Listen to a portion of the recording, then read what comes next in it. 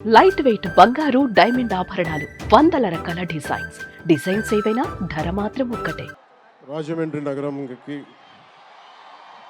విచ్చేసిన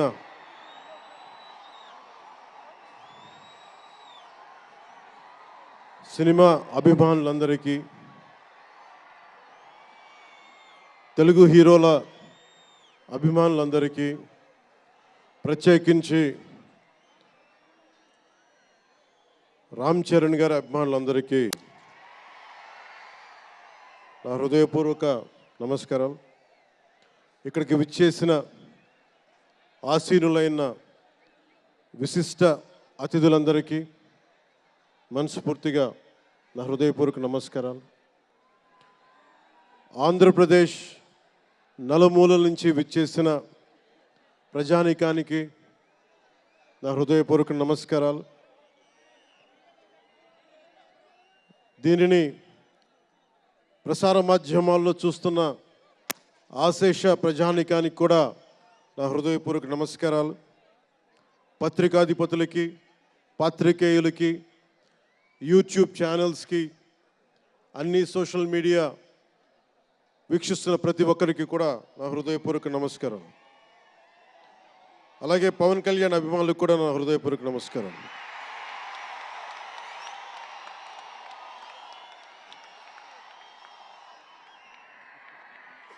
ఎలా చెప్పాలో నాకు తెలియదు.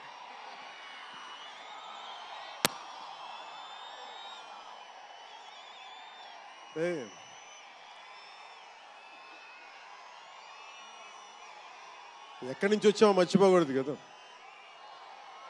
రఘుపతి వెంకయ్య నాయుడు గారిని మర్చిపోలేం, ఒక దాదాసాహెబ్ ఫాల్కేని మర్చిపోలేం, ఒక రాజ్ కపూర్ని మర్చిపోలేం, సత్యజిత్ని మర్చిపోలేం, షోలే తీసిన సిప్పిల్ని మర్చిపోలేం, తెలుగు సినిమాలని ఖ్యాతి నిలబెట్టిన నాగిరెడ్డి గారిని మర్చిపోలేం, బిఎన్ రెడ్డి గారిని మర్చిపోలేం, గోడవల్లి రామబ్రహ్మం గారిని మర్చిపోలేం. ఈ రోజున ఇంతమంది వేదిక పైన శంకర్ గారు లాంటి నిష్ణాతులు, మహానుభావులు ఉన్నారు అంటే, సూర్య గారు లాంటి నటుడు, దర్శకులు ఉన్నారంటే మేము మూలాలు మర్చిపోకూడదు. తెలుగు చిత్ర పరిశ్రమ పెద్దలందరికీ గుర్తు చేసుకుంటూ,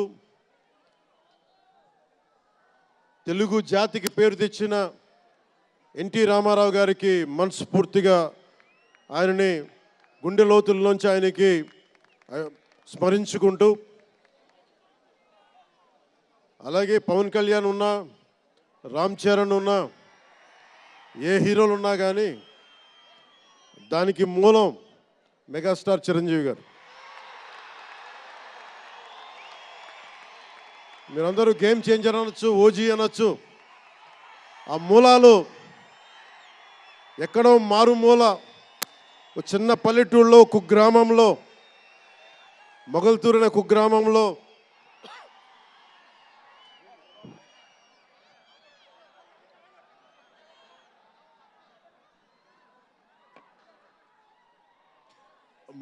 కుగ్రామంలో చదువుతూ విఆర్ఎస్ఎన్ వైఆర్ఎన్ కాలేజ్ నర్సపూర్లో చదువుకుంటూ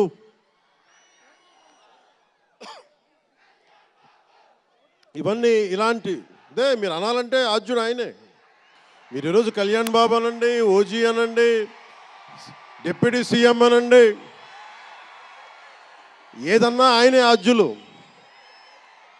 నేను మూలాలు మర్చిపోను. నేను ఎప్పుడు రఘుపతి వెంకయ్య నాయుడు గారిని మర్చిపోం, దాదాసాహెబ్ ఫాల్కే అవార్డు గ్రహీతను దాదాసాహెబ్ ఫాల్కే గారిని మర్చిపోం. మూలాలు మనం ఎప్పుడు మర్చిపోం. అలాగే మేమందరూ రామారావు గారిని మర్చిపోలేం.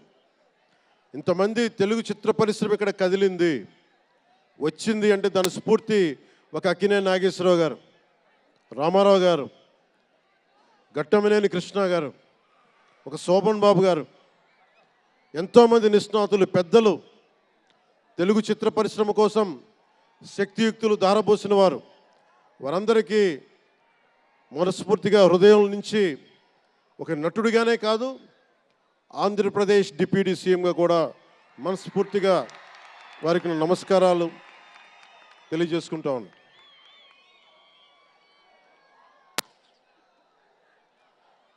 ఈ రోజున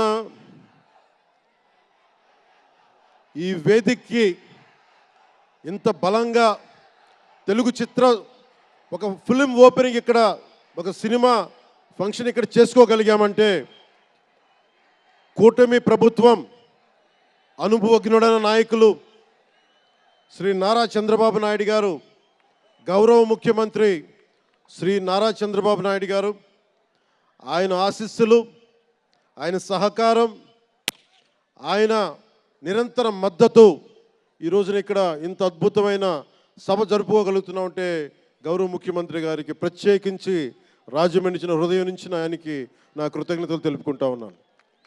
అలాగే ఒక ఫంక్షన్ చేస్తున్నామంటే హోమ్ మినిస్టర్ అనిత గారికి కూడా నా హృదయపూర్వక ధన్యవాదాలు తెలియజేసుకుంటా ఉన్నాను. స్టేట్ డీజీపీ గారికి నా హృదయపూర్వక ధన్యవాదాలు. జిల్లా ఎస్పీ గారికి, జిల్లా అధికార యంత్రాంగానికి, జిల్లా కలెక్టర్ గారికి, ప్రతి ఒక్కరికి పేరు పేరున గత 4 రోజులుగా కష్టపడి మన పర్మిషన్స్ అన్నీ ఇచ్చి ఈ సభను విజయవంతం చేసే నేపథ్యంలో కష్టపడిన ప్రతి ఒక్క అధికారులందరికీ కూడా ప్రత్యేకించి ధన్యవాదాలు. అలాగే వేదిక పైన ఉన్న శ్రీ కందులు దుర్గేష్ గారికి, గౌరవ మంత్రివర్యులు పిడుగు హరిప్రసాద్ గారు, ఎమ్మెల్సీ,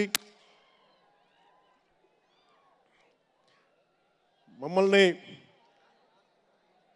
ఇన్ని రకాలుగా ఆయన, మీకు తెలుసు కదా గోరట్ల బుచ్చి చౌదరి గారి గురించి, ఆయన్ని పట్టు విడవరు ఆయన, మనం వదలాల్సిందే పట్టు. అలాంటి గోరంట్ల బుచ్చయ్య చౌదరి గారికి మనస్ఫూర్తిగా నా హృదయపూర్వక నమస్కారాలు. అలాగే యువరక్తంతో రాజమండ్రి రాజకీయాల్లో ప్రజలకి నిరంతరం సేవ చేద్దామని చేస్తే ఆదిరెడ్డి వాసు గారికి నా హృదయపూర్వక నమస్కారాలు. అలాగే నిరంతరం గత పాలనలో ఒత్తిళ్లు ఎదుర్కొని బలంగా నిలబడ్డ రాజనగరం ఎమ్మెల్యే శ్రీ బత్తుల బలరామకృష్ణ గారికి, అలాగే కె శ్రీనివాసరావు గారికి, గౌరవ ఎమ్మెల్యే, వారికి నా హృదయపూర్వక నమస్కారాలు. అలాగే Kakinada urban development authority chairman Shri Tummala Babu గారికి నా హృదయపూర్వక నమస్కారాలు.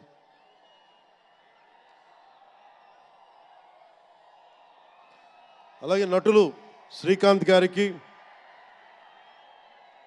పృథ్వీ గారికి, నవీన్ చంద్ర గారికి, ఇదేంటిది రచ్చ రవియా,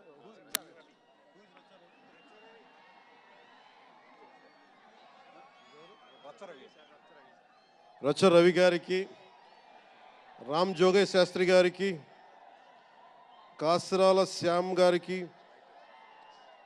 అనంత్ శ్రీరామ్ గారికి, బుర్రా సాయి మాధవ్ గారికి, ఇక్కడ ఉన్న అంజలి గారికి, అలాగే మ్యూజిక్ డైరెక్టర్ తమన్ గారికి, నాకు చాలా తక్కువ సినిమాలు నేను థియేటర్కి వెళ్ళేవాడిని.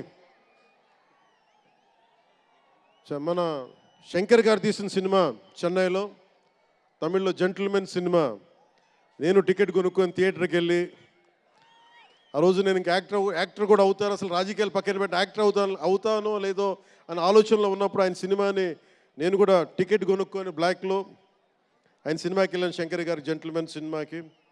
అలాగే ప్రేమికుడికి కూడా ఎవరు లేక తోడుకి మా అమ్మమ్మని తీసుకెళ్ళాను ప్రేమికుడి సినిమాకి. ప్రేమికుడి సినిమా అమ్మో என்ன சொல்லுவாங்க పార్టీயோடு పోయిటానే. అంటే అలాంటి అందరినీ, అన్ని వయసుల వాళ్ళని కూడా ఆకట్టుకునే సినిమా, ఎంటర్టైన్మెంట్తో పాటు ఒక సోషల్ మెసేజ్ ఉన్న సినిమాలు ఆయనవి. అలాంటి మంచి సినిమాలు భారతదేశంలో ఈ రోజున చరణ్ గారు కానీ, రాజమౌళి గారు కానీ, జూనియర్ ఎన్టీఆర్ కానీ వీరందరూ విఖ్యాతిగా మన ప్రపంచ ఖ్యాతి ఉన్న రావటం అనేది దానికి ఆద్యులు కొద్దిమంది డైరెక్టర్స్ ఉన్నారు, ముఖ్యంగా దక్షిణాది నుంచి. దాంట్లో చాలా కీలకమైన వ్యక్తి శంకర్ గారు ఈ రోజున భారతదేశం మొత్తం తెలుగు చిత్ర పరిశ్రమ వైపు చూస్తుంది అంటే తమిళనాడు నుంచి వచ్చి తెలుగులోకి డబ్బై ఆ సినిమాని తెలుగు ప్రేక్షకులు ఇది తమిళ సినిమా కాదు తెలుగు సినిమా అని చెప్పి గుండెల్లో పెట్టుకొని ఆదరించారు. అంత గొప్ప సినిమాలు తీశారు శంకర్ గారు.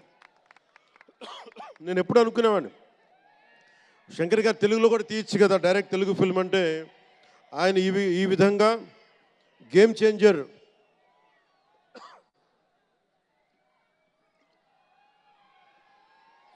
చేంజర్ సినిమాని పూర్తిగా తెలుగులో తీసి మిగతా భాషల్లో డబ్ చేసే క్రమంలో రిలీజ్ చేస్తుంది. మనస్ఫూర్తిగా వారికి నా ధన్యవాదాలు.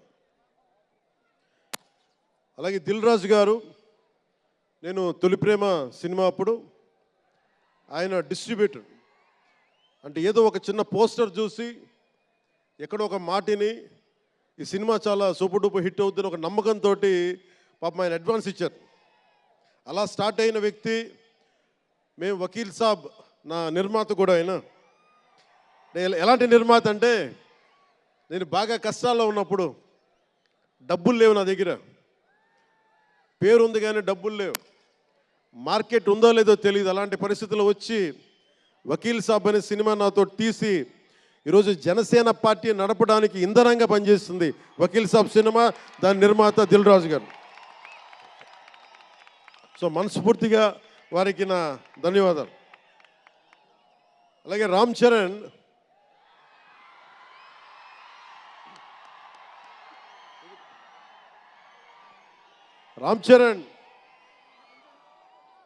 అంటే నేను రామ్ చరణ్ ఉన్నప్పుడు నేను పుట్టినప్పుడు నేను ఇంటర్ ఇప్పుడు చదువుతున్నాను. ఇంటర్ చదువుతున్నప్పుడు నాకు అన్నయ్యకి అబ్బాయి పుట్టాడు అని చెప్తే ఇంట్లో నామకరణం చేశారు. నామకరణం చేసినప్పుడు మా నాన్నగారు పెట్టిన పేరు మా ఇంట్లో అందరికీ ఆంజనేయ స్వామి పేరు రావాలి, మా ఇంటి దైవం అని. రామ్ చరణ్కి రాముడి చరణాల దగ్గర ఉండేవాడు ఎవడో హనుమంతులు, ఆంజనేయ స్వామి. నిత్యం బలం ఉండి కూడా వినయ విధేయతలతో ఉండే వ్యక్తి ఆంజనేయ స్వామి. అంటే ఎంత ఎదిగినా ఎంత శక్తిమంతుడైనా అణిమాది అష్టసిద్ధులున్నా తన శక్తి తను తెలియకుండా ఎదిగే కొద్దీ ఒదిగుండే ఆంజనేయ స్వామిలాగా ఇతనికి రామ్ చరణ్ అని పేరు పెట్టాలని చెప్పి మా నాన్నగారు ఆలోచన చేసి తనకి రామ్ చరణ్ అని పెట్టారు. అలాగే రామ్ చరణ్ నాకు ఎందుకంటే నాకు చిరంజీవి గారు అన్నయ్య కాదు, పితృ సమానులు, తండ్రి సమానులు. మా వదిన నాకు మాతృమూర్తి. సో నాకు రామ్ చరణ్, నేను బాబాయ్ వీటన్నిటికంటే కూడా నాకు ఎప్పుడు ఒక తమ్ముడు.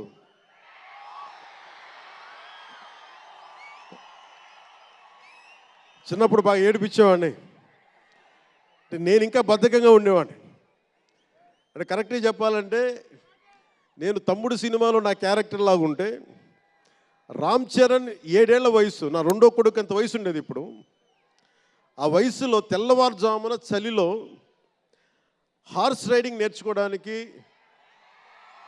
మొత్తం ఆ హెల్మెట్తో పాటు అన్నీ పెట్టుకొని షూస్ అన్నీ సర్దుకొని రాత్రే నేను సోఫాలో పడుకొని ఉంటే వచ్చి పాపం నన్ను లేపి, ఇంకా నేను పడుకునేవాడిని, తను రెడీ అయిపోయి నన్ను లేపి ఒకసారి నేను దింపాల్సి వచ్చేది. ఇష్టంతో కదా, తప్పక లేదు తిడతారు ఇంట్లో. అంటే అంత క్రమశిక్షణతో ఉండేవాడు చిన్నప్పటి నుంచి. నాకు రామ్ చరణ్లో నచ్చింది ఏంటంటే ఇంత ప్రతిభ సమర్థత ఉందని ఎప్పుడు తెలియదు ఎవరికి కూడా. ఇంత శక్తి సమర్థత ఉంది ఈ వ్యక్తులు ఎప్పుడు మాకు తెలియలేదు. ఎప్పుడు ఇతను నేను డ్యాన్స్ చేయటం ఎప్పుడు చూడలేదు నా లైఫ్లో, సినిమాలో తప్ప. ఇంక సినిమాలో మాకు వ్యక్తిగత జీవితం నేను ఎప్పుడు చూడలే. అసలు మ్యూజిక్ వేస్తే కాలు కూడా ఆడించడు, కానీ అంత అద్భుతమైన డాన్సర్. అలాగే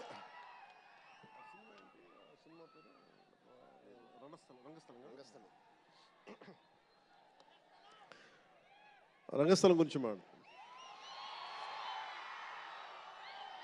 సుకుమార్ గారి డైరెక్షన్లో రంగస్థలం నాకు నటన చూసి ఇతనికి బెస్ట్ యాక్ట్ అవార్డు రావాలని మనస్ఫూర్తిగా అనిపించింది. అంటే అంత గొప్ప పెర్ఫార్మెన్స్ చేశాడు. భవిష్యత్తులో ఇతను ఉత్తమ నటుడు కూడా కావాలి, ఉత్తమ నటుడు అవార్డు అందుకోవాలి. ఎందుకంటే తనకి ఇక్కడ పెరగల, ఆంధ్రాలో పెరగల, కీలకమైన సంవత్సరాలన్నీ తమిళనాడులో పెరిగాడు, కొంత హైదరాబాద్లో తెలంగాణలో పెరిగాడు. ఇక్కడ గోదావరి జిల్లాల తాలూకు భావాలు, కల్చరు ప్రత్యక్షంగా ఎప్పుడు చూడాల.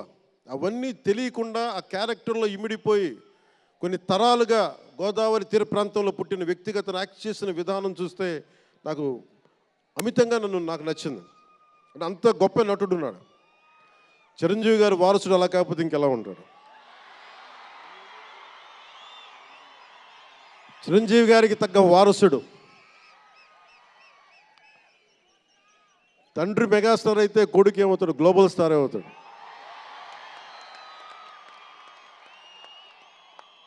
అంటే చిరంజీవి గారిని ఎందుకు అంటే ఎక్కడ గుర్తు పెట్టుకోవాలంటే, అంటే నాకు మా అన్నయ్య అంటే ఎందుకు గౌరవం, మొన్న కూడా ఇంట్లో అప్పుడప్పుడు చెప్తా ఉంటాం. ఆయన ఒక మొగల్తూరు నుంచి వచ్చిన వ్యక్తి, ఎవరు ఆధారం లేరు. మీరు ఇంతమంది లక్షల మంది ఇక్కడ ఉన్నారు, జనం ప్రజలందరూ ఉన్నారు. మనకు ఎవరో ఒకళ్ళు ఉండాలి అని అనుకోకర్లా, మీకు మీరే ధైర్యం. మీరు అనుకుంటే మీరు సాధిస్తారు. గుండె లోతుల్లో నుంచి నేను సంకల్ప బలం ఉండి దానికి తగ్గ పట్టుదల, కార్యదక్షత ఉంటే మెగాస్టార్ చిరంజీవి గారిలాగా ఎలా సాధించగలరో ప్రతి ఒక్కరూ మీరు కోరుకున్న దాంట్లో సాధించగలరు. అంటే ఆయన ఒక్కడు పెరిగి మా అందరికీ ఆశ్రయం ఇచ్చాడు, ఊతం ఇచ్చాడు. ఆయన ఊతం వల్లే నేను ఈ రోజున మీ అందరికీ కూర్చొని మారుమూల ప్రాంతాల్లో భయపడడానికి, అందరూ భయపడే రోడ్లకి వెళ్ళగలుగుతున్నాను, రోడ్లు వేయడానికి. అంటే ఆ మూలాలు చిరంజీవి గారు మాకు నేర్పించింది. అంటే ఇది ఎందుకు చెప్తున్నానంటే, నేను చిరంజీవి గారిని ఎంత కష్టపడేవారు ఆయన కష్టపడి బయటికి వచ్చి ఇంటికి వస్తే నేను అర్ధరాత్రి పూట వెయిట్ చేసేవాడిని అక్కడ సోఫాలో పడుకున్నాను హాల్లో. మా అన్నయ్య గారు ఎప్పుడు వస్తారు, ఆయన ఎంత కష్టపడేవారంటే కనీసం వచ్చి షూలు ఇప్పుకోవడానికి అసలు శక్తి ఉండేది కాదు. అలిసి సొలిసి ఒళ్ళు కుమిలిపోయి, అంటే ఏమంటుందని అసలు కందిపోయి దెబ్బలు తిని, ఎందుకంటే అప్పుడు సేఫ్టీ మెకానిజం లేదు. మన గుండా షూటింగ్ టైంలో మన ఏదో అనకాపల్లి వెళ్తుంటే ఇక్కడే చిరంజీవి గారు చేశారని ఎవరు ఆయన సన్నిహితులు చెప్తా ఉంటే, ఆ పడిపోయి ట్రైన్ కింద యాక్సిడెంట్లో కాలు ఫ్రాక్చర్ అయ్యి, అలాంటి ఒక సేఫ్టీ లేని పరిస్థితులు ఆయన చేస్తూ ఇంటికి వచ్చేటప్పటికి మాకు చేయగలిగేది ఏంటంటే, మాకు గిల్టీగా ఉండేది. తమ్ముడు సినిమాలో నేను ఎలా ఉండేవాడిని, ఆకతాయిగా తిరుగుతా, అలా నాకు అలా అనిపించేది నా జీవితం. అలా లేననుకోండి, కానీ మా అన్నయ్య వచ్చేటప్పటికి ఏదైనా చేద్దామని తపంతో పాపం ఆయన సాక్స్ తీస్తే కాళ్ళు వాచిపోయాయి. ఆ షూ కూడా వచ్చేది కాదు, చెమటతో తడిచిపోయేది. ఆయన షూలు తీసి ఆయన పాదాలు తుడిచి అది చేస్తే మాకు ఒక చిన్నపాటి ఉపశాంతి మాకు లభించేది. ఎందుకంటే ఇంత కష్టపడుతున్నాడు ఇంతమంది కోసం అనేది. అంటే అలాంటి కష్టాన్ని చూసి పెరిగాడు రామ్ చరణ్. అందుకే ఎందుకు ఆయన గురించి చెప్తున్నానంటే, మేము ఎప్పుడూ దీన్ని అహంకారంగా తీసుకోవాలి. మెగా అభిమానులు ఇలాంటి పదాలు మేము ఎందుకు మాట్లాడమంటే, ఇక్కడ అందరి హీరోల అభిమానులు ఉన్నారు. జూనియర్ ఎన్టీ, మీరు అందరు సినిమాలు చూస్తారు. రామ్ చరణ్ ఒక సినిమాని ఎక్కువ ఇంకొక హీరోని ఇష్టపడచ్చు, ఒక హీరోని ఎక్కువ ఇష్టపడచ్చు. జూనియర్ ఎన్టీఆర్ గారిని ఇష్టపడతారు, అల్లు అర్జున్ గారిని ఇష్టపడతారు, అలాగే ఒక ప్రభాస్ గారిని ఇష్టపడతారు. ఇంకా హీరోస్ పేర్లు అందరూ చెప్పి ఒకసారి మర్చిపోయి. ఘట్టంనేని మహేష్ గారిని ఇష్టపడతారు. అంటే నేను ఎందుకు అందరి హీరోల క్షమించాలి, అందరి హీరోల అభిమానులను పేరు పేరున నేను సమయం తక్కువ ఎక్కువ మంచి అందరి హీరోలు పేరు పేరున చెప్తున్నాను. చిన్న చిత్తగా అట్లని చెప్పట్లా. ఎవరైనా సరే, ఏ స్థాయి హీరోలైనా సరే వారు ప్రత్యేకించి అభిమానులు ఉంటారు. నాని గారు ఉన్నారు, ఆయనకి ప్రత్యేకించి మా ఇంట్లో చాలామంది అభిమానులు ఉన్నారు. మా సిస్టర్ చాలా నచ్చుతారు మా చెల్లికి నాని గారి సినిమాలు. ఇలాగా మా ఇంట్లో అందరికి కూడా మా చిరంజీవి గారు మాకు నేర్పించింది ఒక హీరోని ద్వేషించే పని మాకు తెలియదు. మాకు చిన్నప్పటి నుంచి మా జీవితంలో కళమా తల్లి సాక్షిగా చెప్తున్నాం, ఎప్పుడు కూడా మా ఇంట్లో ఈ హీరో సినిమా పోవాలి, మేము ఉండాలి మా ఇంట్లో ఎప్పుడు లేదు. అసలు ఆ సంస్కృతి మా ఇంట్లో లేదు.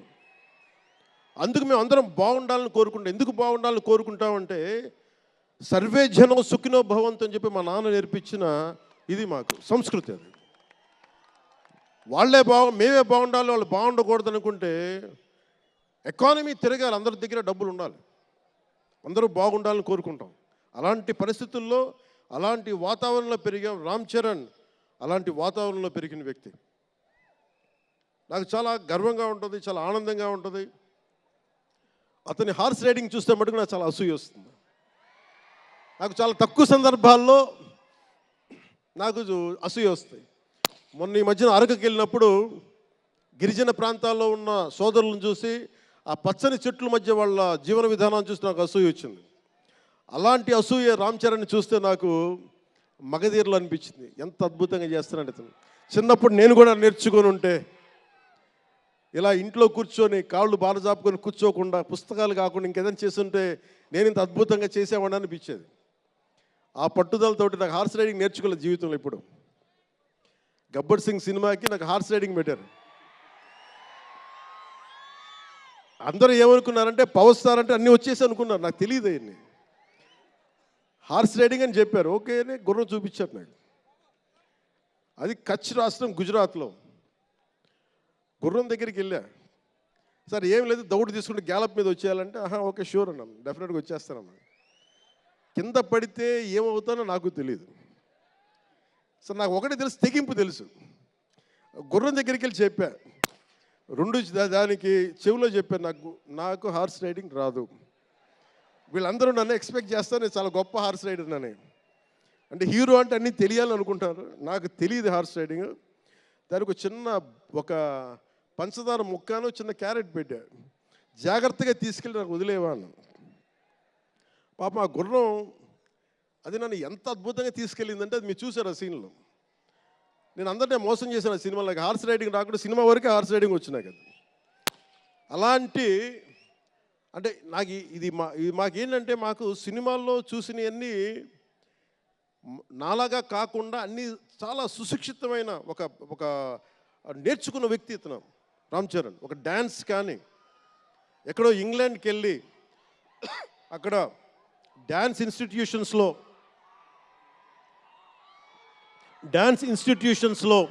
డ్యాన్స్ నేర్చుకొని ఇవన్నీ వచ్చిన వ్యక్తి. అలాగే ఈ సినిమా ప్రత్యేకించి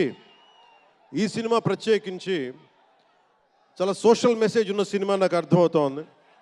పొద్దున్నే ట్రైలర్ చూశాను, గేమ్ చేంజర్ ట్రైలర్. చాలా అద్భుతంగా ఉంది, చాలా బాగా ఆడుతుంది అని చెప్పి మనస్ఫూర్తిగా అందరికీ అభినందనలు తెలియజేసుకుంటూ, ప్రత్యేకించి శంకర్ గారికి నాకు మనస్ఫూర్తిగా అభినందనలు తెలియజేసుకుంటూ, అలాగే తెలుగు చిత్ర పరిశ్రమకు సంబంధించినంత వరకు ఇది ఓజీ గురించి చెప్తాను, లాస్ట్లో చెప్తాను. నేను ఓజీ తర్వాత అంటే మీరు వదలట్లా.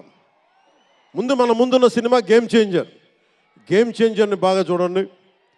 ఎందుకంటే ఈ ఫంక్షన్ ప్రత్యేకించి ఈ మధ్యకాలంలో ఉన్న ఒత్తిడి తెలుసు మీకు. ఒక పబ్లిక్ ఫంక్షన్ అంటే ఎలాంటి ఒత్తిడి ఉంటుందో మీ అందరికీ తెలుసు. నేను చాలా ఆలోచించాను ఈ సమయంలో పెట్టాలా లేదా అంటే, సినిమా అనేది 10 మందికి తెలియచేయాలి. దిల్ రాజు గారు లాంటి వాళ్ళు 3 సంవత్సరాలు తీశారు సినిమా. 3 సంవత్సరాలు తీసింది వాళ్ళకి దొరికేది దొరికితే ఒక 10 రోజులు. బడ్జెట్లు ఎక్కువైపోయినాయి. అలాంటి వాటికి మేము చేయగలిగేది ఎక్కువ మందికి తెలియజేసేలాగా ఒక ఇది part and parcel of cinema. అందుకని మేము కోరుకుంది చిన్న ఫంక్షన్ చేద్దాం. నన్ను అడిగారు గెస్ట్గా రమ్మని. నేను ఒకటే చెప్పాను, ఇంత పెద్ద ఫంక్షన్ చేయాలా లేదా, ఎందుకంటే మీ అందరికీ తెలుసు నా భయం. మీరు క్షేమంగా వచ్చి క్షేమంగా వెళ్ళాలి అని చెప్పి అహిర్నిశలు ఆకాంక్షించేవాడిని, శ్రమ పడేవాడిని. మీకు చిన్న దెబ్బ తగిలితే నా గుండె గాయం అవుద్ది. అందుకని నేను ఎప్పుడు సినిమా ఫంక్షన్ నేను చేసుకోవడానికి ఇబ్బంది నాకు.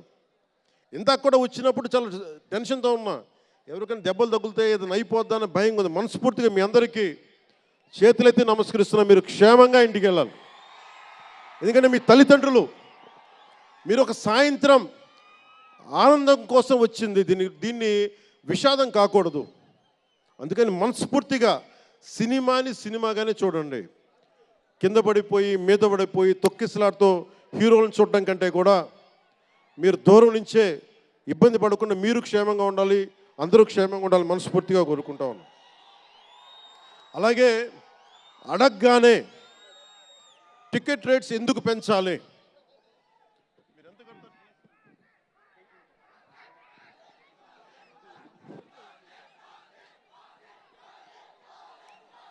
టికెట్ రేట్స్ ఎందుకు పెంచాలి అని చాలామంది అడుగుతూ ఉంటారు. ఒక నిమిషం థ్యాంక్ యూ. సినిమా రేట్లు ఎందుకు పెంచాలని అడుగుతారు. ఈ రోజున సినిమా రేట్లు పెంచాలి అంటే it's a purely demand and supply. నాకు శంకర్ గారి సినిమా నేనే బ్లాక్లో కొనుక్కొని చూశాను చెన్నైలో. అది నా సరదా. అది అంటే నాకు ఇచ్చిన డబ్బులు నేను కొనుక్కొని చూశాను. ఇప్పుడు ఆ బ్లాక్లో వెళ్ళే డబ్బు ఎవరికి వెళ్ళిపోద్ది. అలా కాకుండా టికెట్ రేట్లు డిమాండ్ అండ్ సప్లై మీద ఉంటుంది. అలాంటి డబ్బులు పెరిగితే మీరు ఇష్టపడి మీ హీరోకో ఏదో ఇష్టమైన సినిమాకో మొదటి రోజే చూడాలనుకుంటారు. That's a demand. అందుకని ఎందుకు ఇంతంటే బడ్జెట్స్ పెరిగిపోయినాయి. తెలుగు సినిమా మొత్తం ప్రపంచపరంగా వెళ్తూ ఉన్నాయి. దీనికి డబ్బులు కావాలి అంటే పెట్టుబడులు కావాలి, మార్కెట్స్ పెరిగినాయి. అలాగే పెరిగిన ప్రతి రూపాయికి 18% జిఎస్టీ కడతాం. ప్రభుత్వానికి ట్యాక్స్ వస్తుంది. పెరిగిన ప్రతి రేటుకి ట్యాక్స్ వస్తుంది. ఇదేదో ఉట్టినా ఇవ్వట్లేదు ప్రభుత్వం. ప్రతి ఒక్కరికి ఏముంటుందంటే దీని ఒక ఫాల్స్ నెరేటివ్ ఉంది బయట. నా సినిమాకి టికెట్ రేట్లు పెంచకపోగా తగ్గించేశారు. భీమ్లా నాయక్కి ఇప్పుడు చాలామంది హీరోస్ అందరూ కూడా వాళ్ళెవరూ కూటమికి మద్దతు చెప్పలేదు. కానీ మేము ఎక్కడ వివక్ష చూపించాల, అందరూ బాగుండాలని కోరుకుంటాం. ఎందుకంటే చిత్ర పరిశ్రమకి మొన్న దిల్ రాజు గారు కూడా చెప్పారు, చిత్ర పరిశ్రమకి రాజకీయ రంగు పులమటానికి మాకు ఇష్టం లేదు. Though I belong to NDA, though I'm head of Janasena party, cinema should be treated as a separate entity. No politics should seep into cinema. Milton Friedman అనే ఒక ఎకానమిస్ట్ ఒక చిన్నపాటి పెన్సిల్ని ఇలా చూపిస్తూ, ఈ పెన్సిల్ని తయారీకి ఈ కనిపించే టిప్పు ఈ మెటీరియల్, దీని లోపల ఉండే గ్రాఫైటు ఈ మెటీరియల్, ఇవన్నీ ఒక్కొక్కటి చెప్పుకుంటూ దీనికి వెనక పెన్సిల్ ఉండే రబ్బరు ఇది ఎక్కడి నుంచి వస్తుంది ఇలా చెప్పుకుంటూ వెళ్తా, ఇది ఒక్క ప్రాంతం నుంచి రాలా, అనేక దేశాల నుంచి.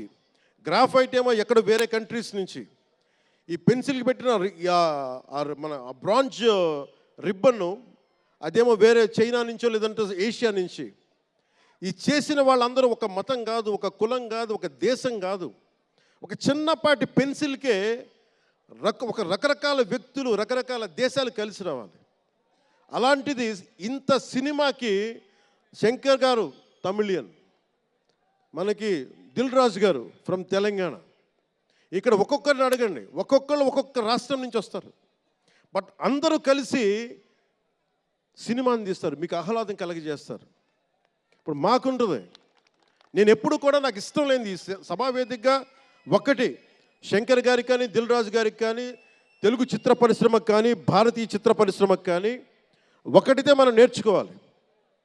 ఎప్పుడు మనం భారతీయ చిత్ర పరిశ్రమ అనేవాళ్ళం తప్ప లాస్ట్ 90s నుంచి టాలీవుడ్ అని, బాలీవుడ్, కాలీవుడ్, మాలీవుడ్ మనం ఎందుకు ఏప్ చేయాలి వీళ్ళని?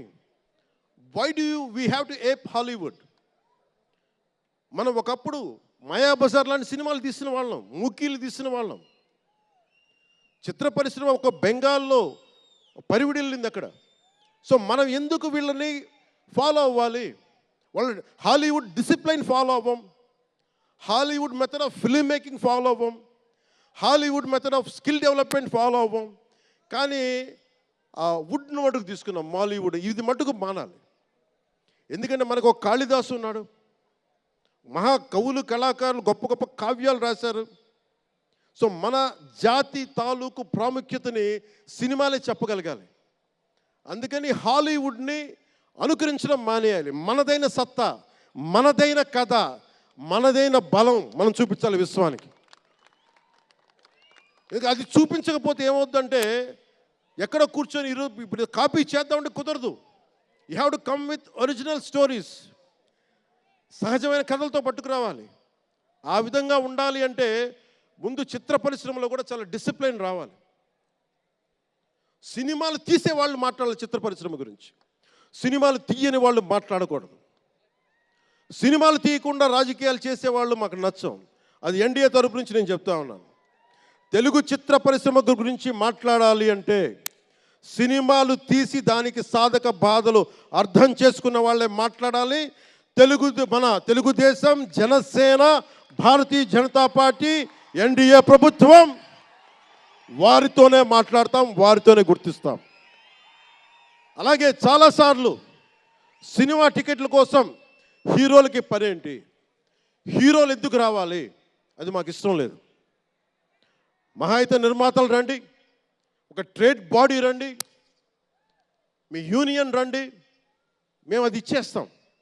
అంతేగాని హీరోలు వచ్చి మాకు నమస్కారాలు పెట్టాలి,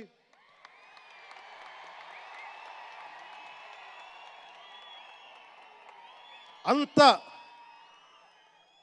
ఒక లో లెవెల్ వ్యక్తులం కాదు మేము. దీన్ని ఎక్కడి నుంచి నేర్చుకున్నాం? స్వర్గీయ నటరత్న ఎన్టీ రామారావు గారి దగ్గర నుంచి నేర్చుకున్నాం.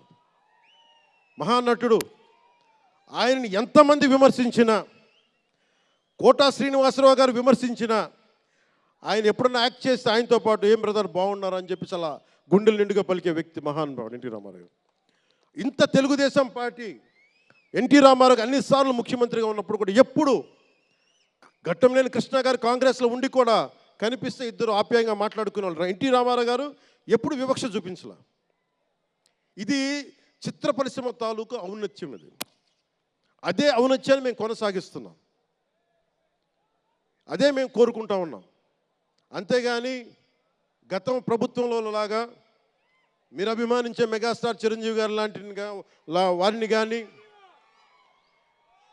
బాహుబలి ప్రభాస్ గారిని కానీ, మహేష్ గారిని ప్రిన్స్ మహేష్ అంటారు కదా, మహేష్ గారిని కానీ, ఇంకెవరిని వెళ్ళారా, ఇంకెవరు వెళ్ళినా కానీ మేము ఇవన్నీ ఎందుకు చేయట్లేదంటే మాకు సినిమా పరిశ్రమ మీద గౌరవం ఉంది. నారా చంద్రబాబు నాయుడు గారు ఇప్పటికి 4వ ముఖ్యమంత్రి. ఆయన 3 సార్లు కానీ 4 సార్లుగా ముఖ్యమంత్రి ఉన్న ఈ సమయంలో ఎప్పుడు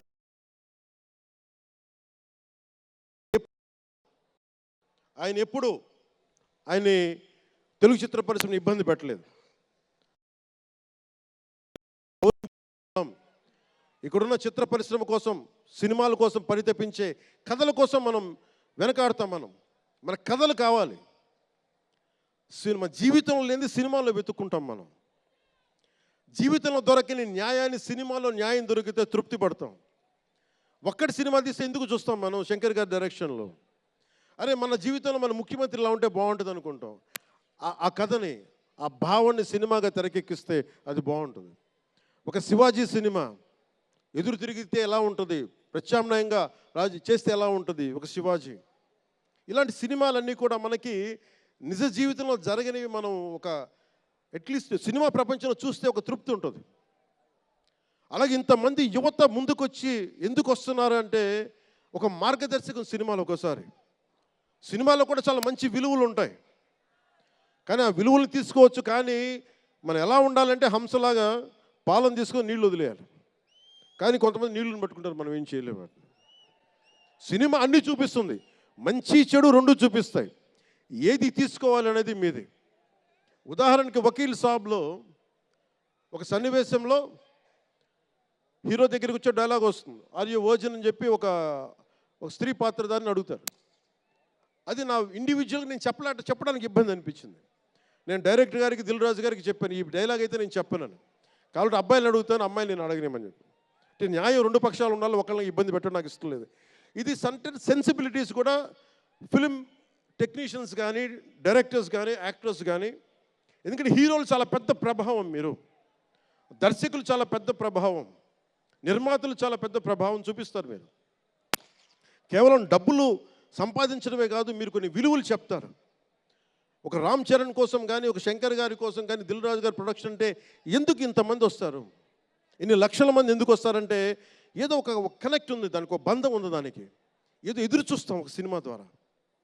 ఒక RRRకి ఎందుకు అంత పరిగెడతాం సినిమా చూడటానికి, ఏదో ఎదురు చూస్తాం మనం. సో బాధ్యత తెలుగు చిత్ర పరిశ్రమకు కూడా మీరు సమాజాన్ని ఇంకొంచెం వినోదంతో పాటు ఆలోచింపజేసే సినిమాలు ఇవి కూడా రావాలని మనస్ఫూర్తిగా నేను మీ నుంచి ఆశిస్తా ఉన్నాను. మీరు ఎలాంటి సినిమాలు తీసినా ప్రజలకి ఆమోదయోగ్యంగా ఉండే సినిమాలు, ప్రజలకు విలువ నేర్పించే సినిమాలు మరిన్ని రావాలని మనస్ఫూర్తిగా కోరుకుంటూ, ఈరోజు పెరిగిన రేట్లు ఆంధ్రప్రదేశ్ ప్రభుత్వానికి ఆదాయం కూడా కేవలం అది నిర్మాతలకని అని అనుకోవడానికి లేదు.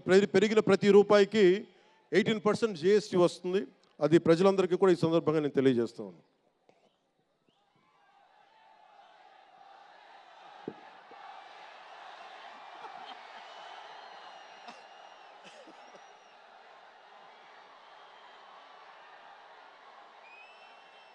ఓజీ అన్న దుంప తెంపేస్తున్నారు ఆయన. మాట్లాడదాం దాని గురించి, వేరే మాట్లాడదాం. డైరెక్టర్ ఇక్కడే ఉన్నారు, 3 సినిమాలు ఉన్నాయి. కాదు మీకు తెలుసు కదా నా ప్రేమ మీకోసం. ఓజీ సినిమా కంటే నా భవిష్యత్తు మీకు ముఖ్యం, నాకు ముఖ్యం మీ భవిష్యత్తు కోసం ఇలా ఉండిపోయాను. అందుకని ప్రత్యేకించి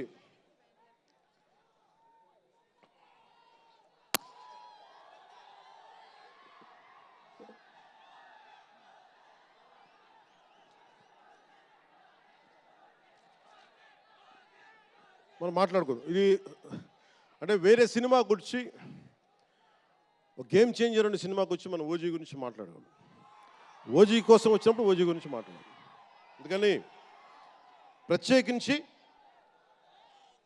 ఆంధ్రప్రదేశ్ రాష్ట్ర ప్రభుత్వం తరపున గేమ్ చేంజర్ సినిమాకి, గేమ్ చేంజర్ దర్శకులు శంకర్ గారికి, గేమ్ చేంజర్ నిర్మాతలు దిల్ రాజు, లక్ష్మణ్, శిరీష్ గారికి, అలాగే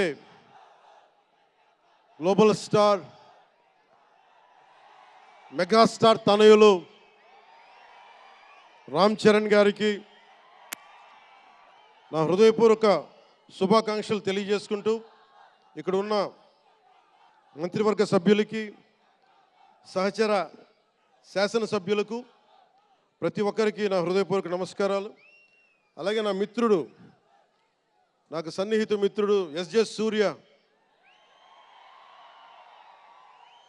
உங்க பற்றி சொல்லிட்டே இருந்தேன் சார், உங்க பற்றி சொல்லிட்டே இருந்தேன் தந்தி டிவியில், நீ எனக்கு எவ்வளோ பிடிக்குன்னு சொல்லிட்டே இருந்தேன்.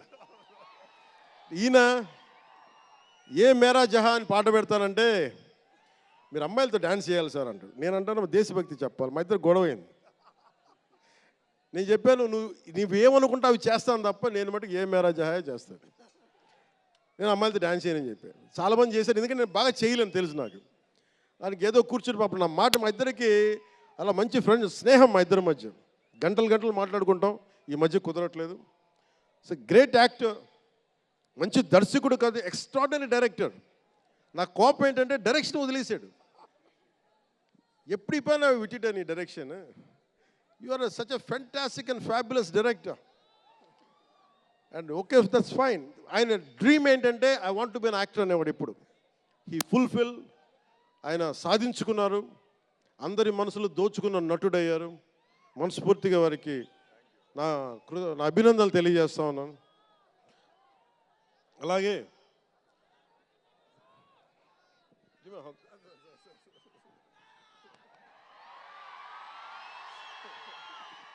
సో మీ అందరికీ మరోమారు ధన్యవాదాలు తెలియజేసుకుంటూ, all my best wishes to game changer.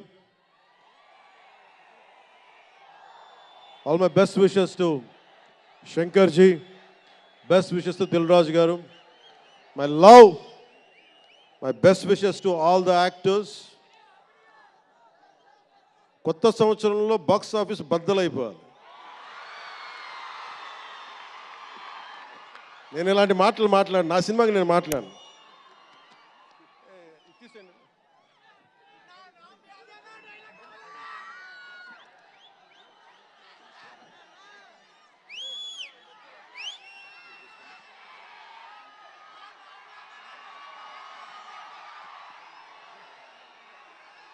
మీరు ఏం చేస్తారో తెలీదు. మగధీరుడు అల్లూరి సీతారామరాజుగా మొత్తం జీవించేశాడు.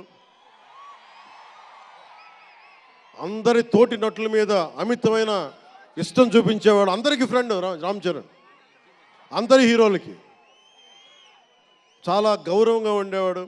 సంవత్సరానికి 100 రోజులు మా నాన్న ఏ పేరు మీద ఏం తలుచుకొని పెట్టాడో తెలియదు, కానీ 100 రోజులు, సంవత్సరంలో 365 రోజులు, కనీసం 100 రోజులు అయ్యప్ప స్వామి మాల అంటాడు, ఆంజనేయ స్వామి మాల అంటాడు.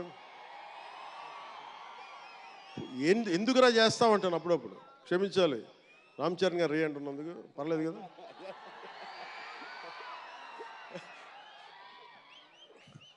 అంటే ఎందుకంటే నాకు బాధ్యత తప్పకుండా ఉండటానికి, నియంత్రించుకోవడానికి, అహంకారం రాకుండా ఉండటానికి, ఎప్పుడు చూడండి చెప్పులు లేకుండా ఉంటాడు.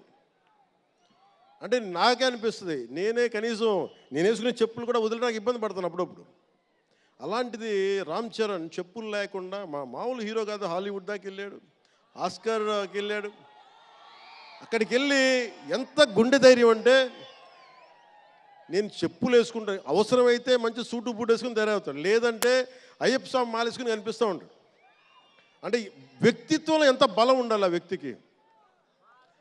అందుకని అలాంటి రామ్ చరణ్ మంచి 16 అణాలు తెలుగువాడు, మా బంగారం,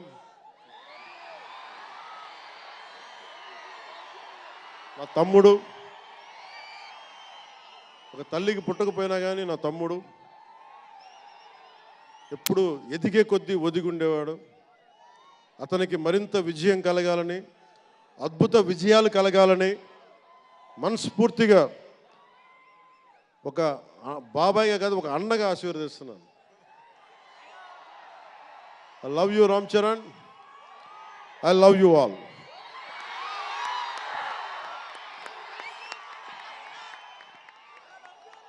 నేను ఒకటే కోరుకుంటున్నా, యువత మీ అందరికీ మొన్న మాట్లాడుతూ ఉన్నా, మీ బైకుల్లో మీరు చేసే గోల్ ఉంటుంది చూసారా మీరు. నేను మొన్న మాట్లాడుతూ ఉన్నా,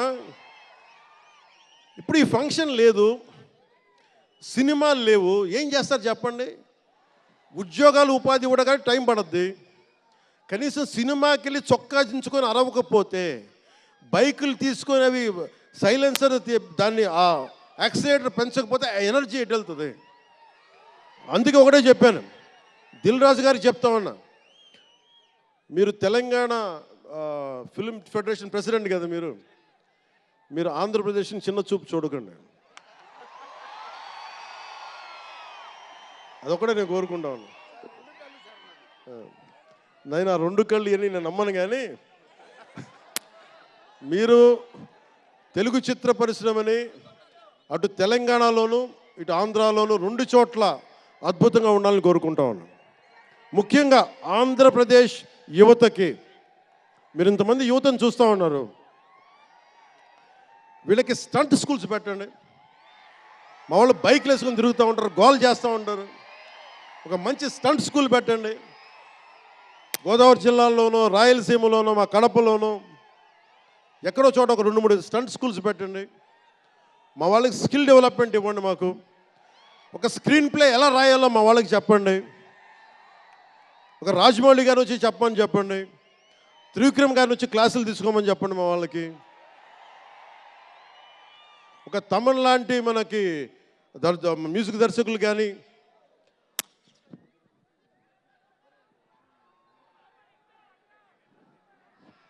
కీరవాణి గారు కానీ, అలాంటి వాళ్ళందరికీ వచ్చి వాళ్ళ స్కిల్ డెవలప్మెంట్ నేర్పించమని చెప్పండి.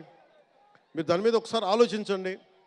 స్టూడియోలు పెట్టండి. ఇక్కడ కొంతమంది అసిస్టెంట్ డైరెక్టర్స్కి ఎలా ఉండాలి, డైరెక్టర్స్ కావాలంటే ఏం చేయాలి, 24 క్రాఫ్ట్స్లో ఒకళ్ళకి ప్రొడక్షన్ డిజైనింగ్ నేర్పించండి. మా వాళ్ళకి ప్రొడక్షన్ డిజైనింగ్ స్కూల్స్ పెట్టండి. ఫిల్మ్ మేకింగ్ స్కూల్స్ పెట్టండి.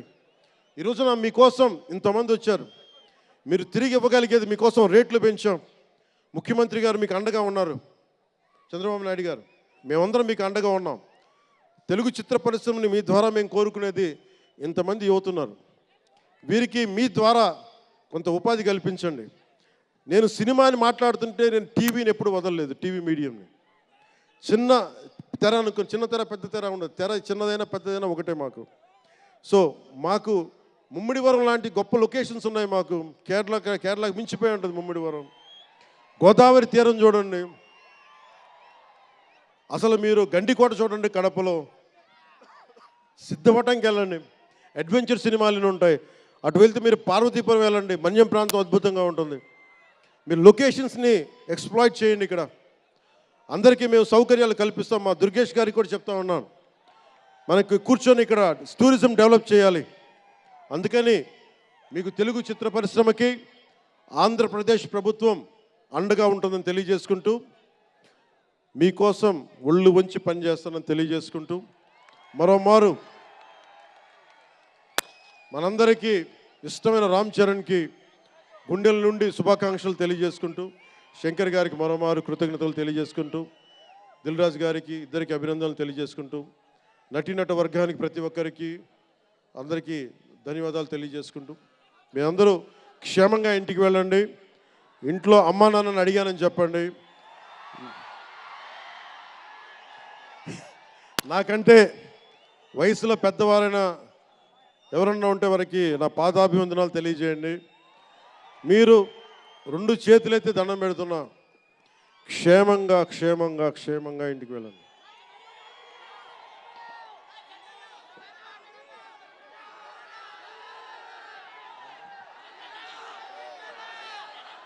మీ అందరికీ మరోమారు ధన్యవాదాలు తెలియజేసుకుంటూ, తెలుగు తల్లికి దండాలు తెలియజేసుకుంటూ, మా తెలుగు తల్లికి పిఠాపురం మంచి సంతోషం.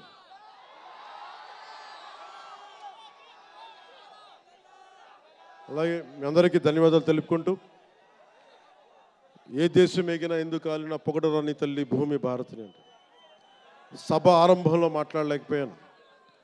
నాకు జన్మనిచ్చిన నా నేల నేను దండాలు పెట్టుకుంటూ, నాకు దేశభక్తిని నింపిన నా భారతదేశానికి జై జైలు చెప్తూ సెలవు తీసుకున్నాను. అందరూ క్షేమంగా ఇంటికి వెళ్ళండి. మనస్ఫూర్తిగా ఇక్కడికి వచ్చిన ప్రతి ఒక్కరికి పేరు పేరున ధన్యవాదాలు తెలుపుకుంటూ,